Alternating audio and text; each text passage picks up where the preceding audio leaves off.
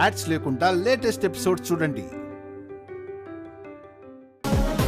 దీంతో నీకు అవసరం ఏంటి? ఎందుకు తడబడుతున్నావు? ఎందుకు జవాబు చెప్పలేకపోతున్నావు? ఎందుకు సైలెంట్గా ఉంటున్నావు? ఏమ్మా, నిన్నొక పార్సల్ వస్తే మెడ నొప్పి అని చెప్పావు. ఇప్పుడు ఇదేంటి అంటే నువ్వు చెప్పట్లేదేంటి? అంటే దాని విషయంలో శ్రీవల్లి మర్చిపోతుందని గుర్తు చేశాను. కానీ ఈ విషయంలో మరి శ్రీవల్లే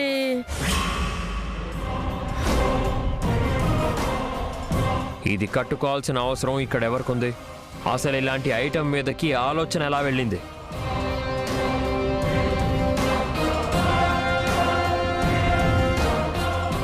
నేనే బుక్ చేశానన్నయ్య.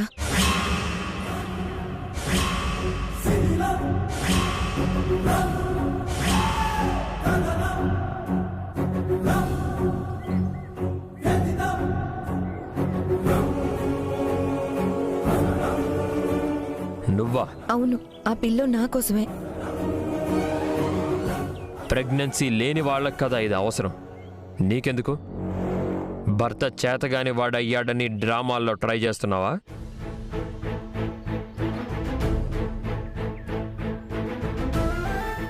కాదన్నయ్య, వింటర్ కదా, కడుపులో ఉన్న బిడ్డ చుట్టూతా ఇది కడితే బిడ్డకి కావలసినంత ఉష్ణోగ్రత దొరుకుతుందని డాక్టర్ చెప్పారు.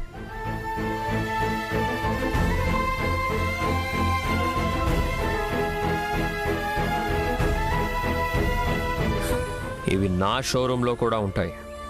నువ్వు కొత్తగా వింతగా చెప్తున్నావు వీటి గురించి. ఇవి కొత్తగా వచ్చాయి. ఇందులో లెదర్ లేయర్ ఉంటుంది. అది బేబీకి వేడినిస్తుంది. అలాంటప్పుడు నీ పేరు మీద నీ అడ్రస్కి బుక్ చేసుకోవచ్చు కదా. సామ్రాట్, చెల్లి అవుట్ హౌస్లో ఉంటుంది. దానికి సపరేట్ అడ్రస్ ఉండదు కదా.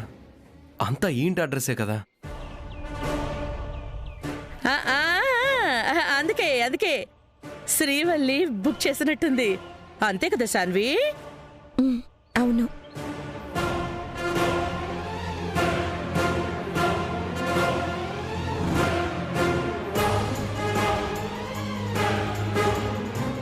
ఇలాంటివేవి ఎవరు బుక్ చేసినా ఈ ఇంట్లోకి రాకూడదు. గుర్తుంచుకోండి.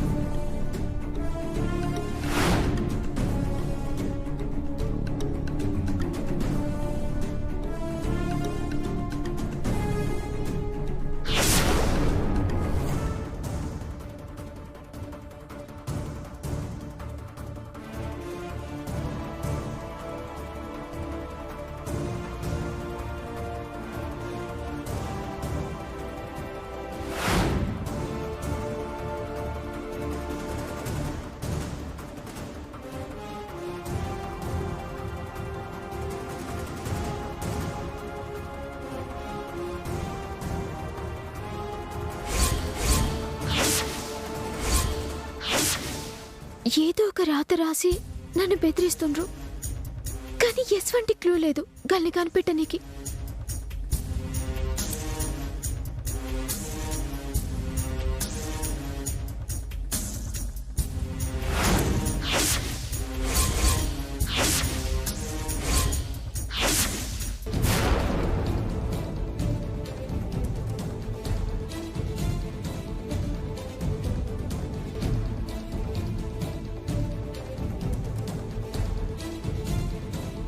ఈ మంట గుర్తేంది ప్రతి చిట్టిలున్నది?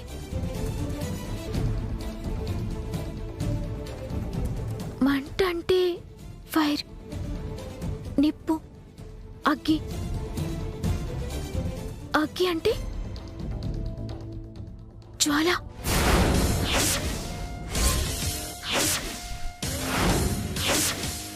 జ్వాల అంటే నిజం. జ్వాలకి ఎరికైందా? జ్వాలనికి ఇదంతా చేస్తుందా? కానీ జ్వాలకి తెలియనికి ఛాన్సే లేదే.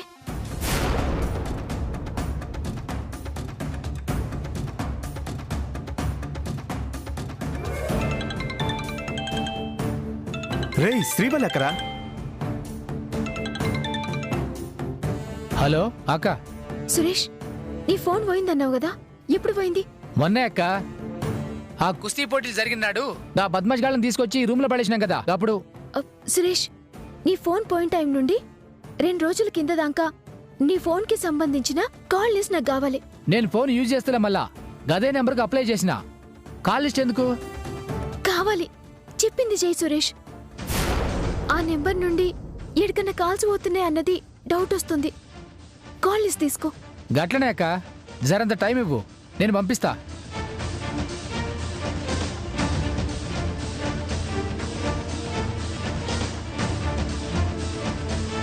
శ్రీవల్లి, ఇక్కడేం చేస్తున్నావు?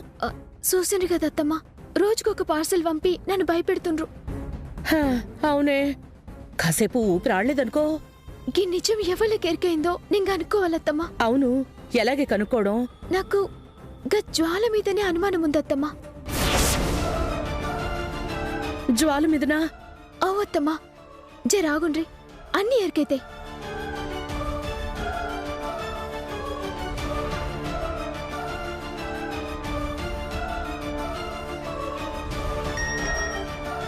వచ్చింది.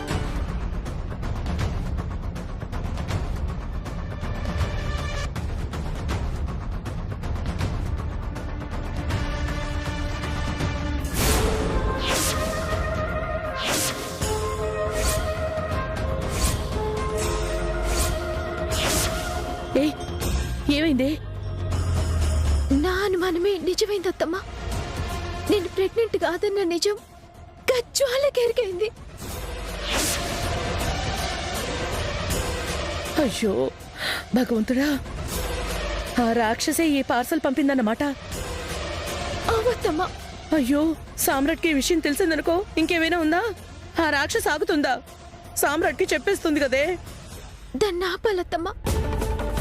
అదెలా సాధ్యమే?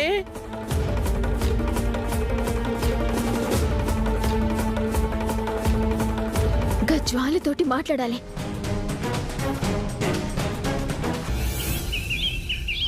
వెంటనే డిజైన్ శాంపిల్స్ రెడీ చేయండి. ఆ సామ్రాట్ కంపెనీ డిజైన్స్ కన్నా ముందుగా మన డిజైన్స్ మార్కెట్లోకి వెళ్ళాలి. అదంతా నేను చూసుకుంటాను.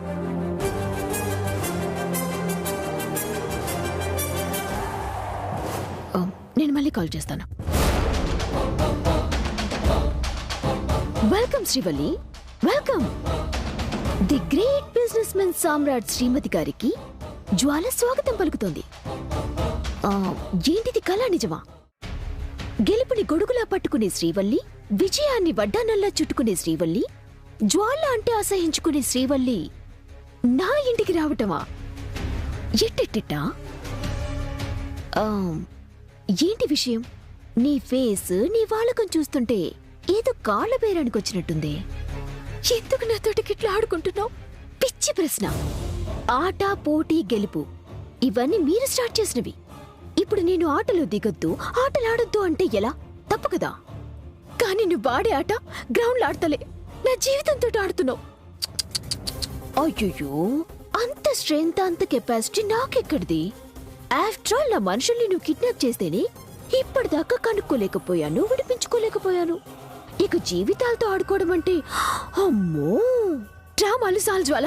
నాకు ప్రెగ్నెన్సీ లేదని, కడుపుతోటున్నట్టు నా భర్తని నమ్మిస్తున్నానని నీకు తెలుసని నాకెరకనే. Good, very good. బుర్ర బాగానే వాడావు. మొత్తానికి నీ జుట్టు నా చేతుల్లో ఉందని కనిపెట్టేశావు. మరి ఇప్పుడు ఏం చేద్దామంటావు? ఆ విషయం నీ భర్తకి తెలిస్తే ఏమవుతుందో నీకు నాకు చాలా క్లారిటీ ఉంది.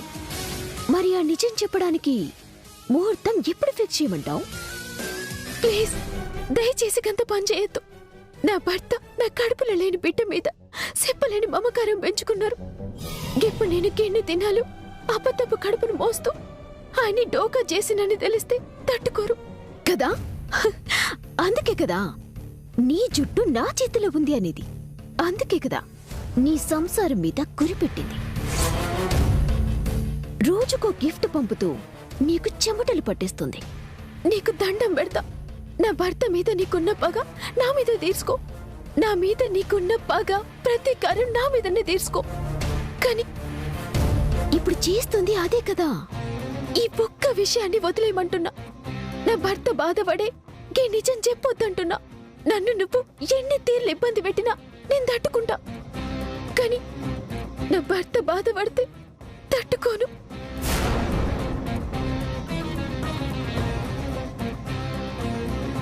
అబ్బబ్బబ్బబ్బబ్బబ్బా, నువ్విలా దండం పెడుతూ ఉంటే నీకు దండం పెడతానని అంటుంటే నా తలపై ఐస్ పెట్టినట్టుగా ఉంది.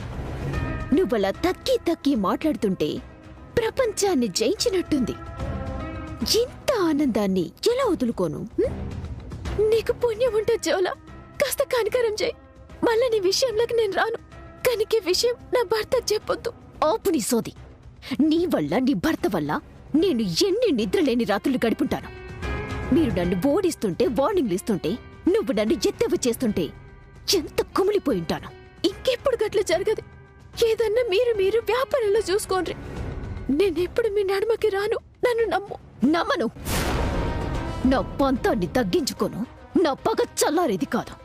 నీకు కడుపు లేదన్న విషయం నీ భర్తకి తెలియాలి. వాడు కుమిలి కుమిలి ఏడవాలి.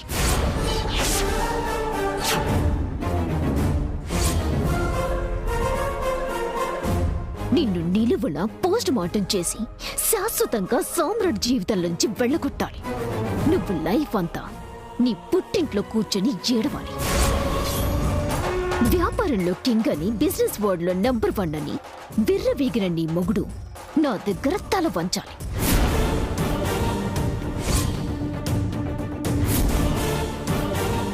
వంద మెట్లపైనున్న నీ మొగుడు వ్యాపారంలో పర్సనల్ లైఫ్ లో అధపాతాళానికి పడిపోవాలి. నా కాళ్ళ దగ్గరికి రావాలి.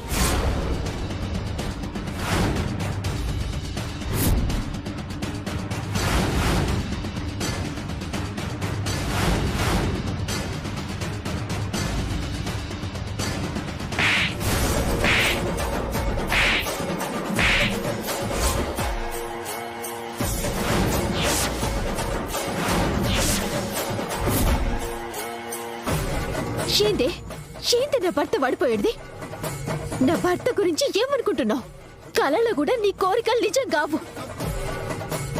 నేను పానం కన్నా ఎక్కువ ప్రేమించే వ్యక్తి కొరకు పానం ఇస్తా గాని పానం పోయినా నీ తాను తల వంచనియ్యా. ఏం చేస్తావే? నా కడుపు అబద్ధమన్న నిజం నా భర్తకి చెప్తావు గంతే కదా. చెప్పు. ఏదైనా నేను ఎదుర్కొంటా. నా భర్త కాళ్ళు పట్టుకొని నా సంసారాన్ని కాపాడుకుంటా. కానీ నీ ముంగట అంగుళం కూడా దగ్గనియ్యా. నాకు చాలా హ్యాపీగా ఉంది శ్రీవల్లి. నువ్వు నన్ను కొట్టినందుకు బాధ లేదు, కోపము లేదు. ఎందుకంటే ఎంత రిక్వెస్ట్ చేసిన నువ్వు అంత ఆవేశపడ్డావంటే నేను సక్సెస్. నీకు అంతులేని బాధ, చెప్పలేని భయం, లెక్కలేని ఫ్రస్ట్రేషన్ ఉంది అని అర్థమైంది. ఇది చాలు ఆట రసవత్తరంగా మారడానికి. కానీ నువ్వు ఆవేశపడ్డట్టు నేను ఆవేశపడ్డు. ఈ నిజం చెప్పినా ఎదుర్కొంటాను అన్నావు కదా. ట్రై చెయ్యి. ఏ రోజు ఏ క్షణంలో నీ మొగుడికి నిజం చెప్తానో నాకే తెలీదు. జ్వాల, నువ్విక్కడికొచ్చి ఫెయిల్ అయ్యావు. నిన్ను రప్పించి నేను విజయం సాధించాను. ఇక తోకు ముడుచుకొని వెళ్ళావు. నన్ను ఎదుర్కోవటానికి రెడీగా ఉంటావు.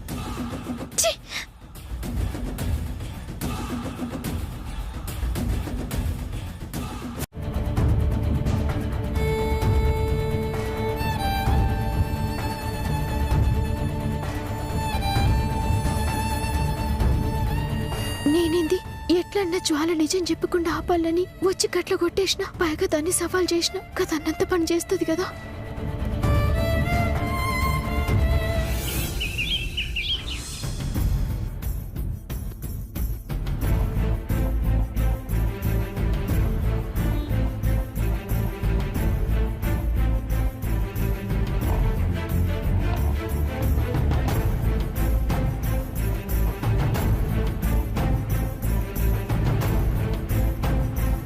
సామ్రాట్ రా కూర్చో.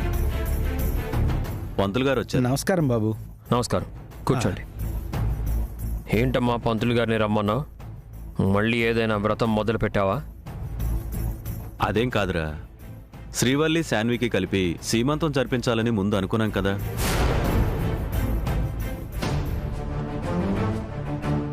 నువ్వే కదా ఆ రోజు చెప్పావు. కానీ అప్పుడు మంచి రోజులు లేవని ఆగాం. ఇప్పుడు అన్నీ మంచి రోజులే కదా, అందుకే ఆ కార్యక్రమం ఏదో జరిపిస్తే బాగుంటుందని నేనే పంతులు గారిని పిలిపించాను.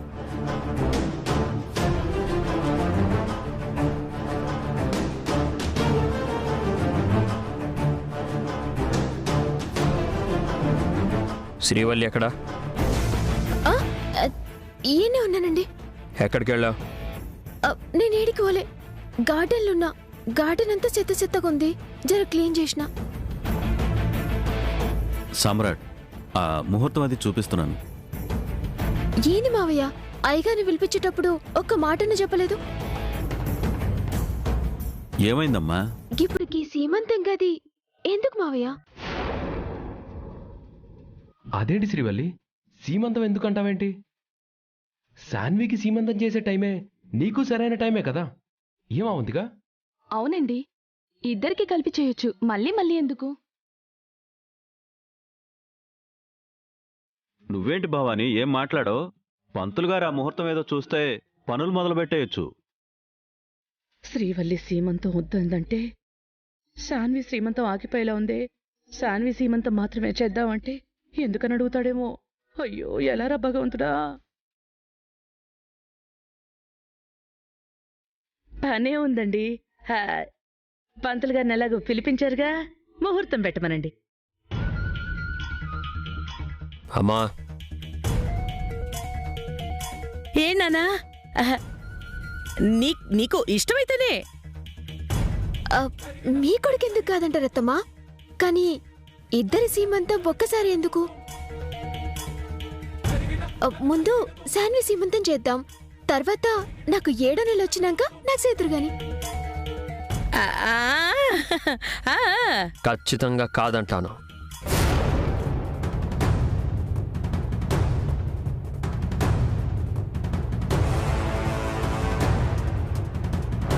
ఇన్నరా, మీ కొడుక్కి ఇష్టం లేదట, శాన్వికి ఒక్కదానికే చేయండి.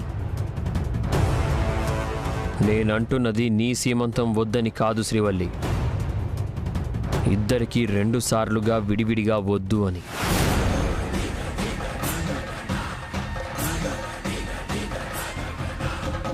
అలాగే నాన్న, ఇద్దరికీ కలిపే కదా చేయాలనుకున్నాం. పంతులు గారు అలాగే ముహూర్తం పెడతారు.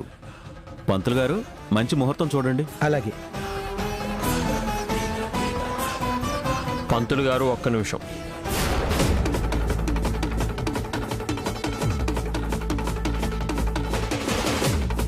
మీ కూతురికి సీమంతం చేయాలనే మీ కోరిక తప్పు కాదు, కానీ ప్రతి దానికి ఒక లెక్క ఉంటుంది. ఆ లెక్క తప్పకూడదు. తోడబుట్టిన దానికి సీమంతం చేయడానికి లెక్కలేంటి నాన్నా? ఉంటాయి. వాళ్ళకి మనసు పుట్టినప్పుడు ప్రేమించుకున్నారు, మీకు నచ్చినప్పుడు వాళ్ళ పెళ్లి చేశారు. మీ ఇష్టానికి వాళ్ళని నా ఇంట్లో పెట్టారు. వాళ్ళకి కష్టం కలగకుండా అల్లుడితో వ్యాపారం చేయించారు. వ్యాపారానికి నా చేత డబ్బులిప్పించారు.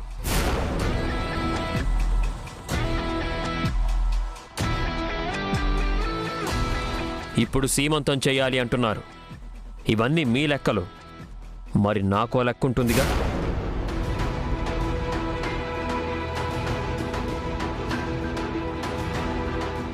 ₹1,00,000 ఇస్తే వ్యాపారం చేసి లక్ష్మీదేవిని కిందకి దింపుతానన్నాడు కదా మీ అల్లుడు. ఆ 1,00,000 2 నెలల్లో తిరిగిస్తానన్నాడు. ఇప్పటికి 6 నెలలు అవుతుంది. వ్యాపారం ఏమైంది? నేనిచ్చిన 1,00,000 ఏమైంది?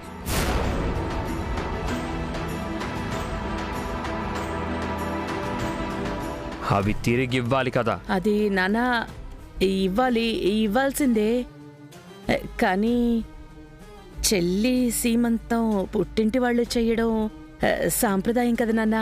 దానికి దీనికి ముడి పెట్టడం. అప్పు తీసుకున్న వాడికి నిజాయితీ ఉంటే పుట్టింటి వాళ్ళకి సాంప్రదాయం ఉంటుంది.